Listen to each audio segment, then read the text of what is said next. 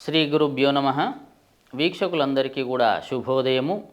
శ్రీ విశ్వావసునామ సంవత్సరం గ్రీష్మ ఋతువు జ్యేష్ఠ షష్ఠి అనగా 1 జూన్ నెల 2025 నుండి శుక్ల ద్వాదశి అనగా 7 జూన్ 2025 వరకు ఉన్నటువంటి వివిధ రాశుల యొక్క రాశి ఫలాలు ఈ ప్రకారంగా ఉన్నాయి.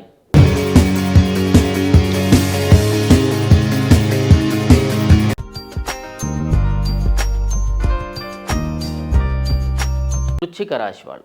వృశ్చిక రాశి నక్షత్రాలు విశాఖ నక్షత్రం 4వ పాదము, అనురాధ నక్షత్రం 1, 2, 3, 4 పాదాలు, జ్యేష్ఠ నక్షత్రం యొక్క 1, 2, 3, 4 పాదంలో వాళ్ళకి చాలా సామాన్యమైనటువంటి గ్రహస్థితులే ఈ వారం గోచరిస్తూ ఉన్నాయి.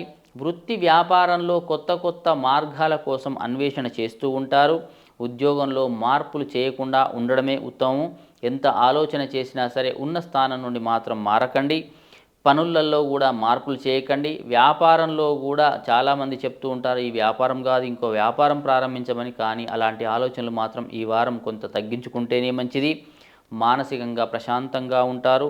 అనవసరమైనటువంటి చికాకులకు దూరంగా ఉండండి. ఈ వారమంతా కూడా కోపతాపాలకు లోను కాకండి. బంధువులు స్నేహితులతో సత్సంబంధాలు కలిగి ఉంటారు. మరియు కుటుంబంలో మీకోసం కొంత వ్యతిరేకత అనేది పెరిగే అవకాశం అయితే కనిపిస్తూ ఉన్నది. దానివల్ల కొంత ఇబ్బందికరమైనటువంటి పరిస్థితి ఉంటుంది. గృహ వాహన కొనుగోలు విషయంలో కూడా ధనం అనేది సమయానికి అందకపోవచ్చు. స్త్రీల విషయంలో చాలా సత్సంబంధాలు అయితే కలిగి ఉంటారు. ఏ పనులు చేసినా సరే సమయానికి పూర్తి చేస్తూ ఉంటారు. ఈ వారమంతా కూడా విద్యార్థులు మాత్రం చాలా కష్టే ఫలి అనే విధంగా ఉండే అవకాశం కనిపిస్తూ ఉన్నది. మనస్పర్ధల కారణంగా కొంత వ్యతిరేక ఫలితాలైతే కనిపిస్తూ ఉన్నాయి.